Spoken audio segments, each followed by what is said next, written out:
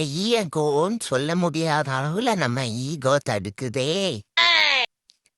டே, நீ லஞ்ச்க்கு என்ன கொண்டு வந்திருக்க? சிக்கன் பிரியாணியா? நான் குஸ்காடா. சாப்பிட்டு மிச்சம் இருக்கா அந்த எலும்பா எனக்கு தருவியா ப்ளீஸ்? அது ஒன்றும் இல்லைங்க. ஓனரோட சோஃபாவை லைட்டா பரண்டிட்டேன். கொஞ்சம் நிறைய பஞ்சு வெளியே வந்துடுச்சு. அதான் நீ போய் காசு சம்பாதிச்சுட்டு வா, புது சோஃபா வாங்கன்னு அனுப்பி விட்டுட்டாரு. அதான் இங்க இருக்கேன். ஐயோ, நேராச்சே தூங்கிட்டோமே இப்படி. இதான் மட்டன் பிரியாணி நைட்டு சாப்பிடவே கூடாது. எல்லாம் நம்ம ஃப்ரெண்ட்ஸும் சேர்ந்து தூங்குனனால இன்னைக்கு காலையில் இவ்வளோ லேட்டா எழுந்திரிச்சிட்டோமே.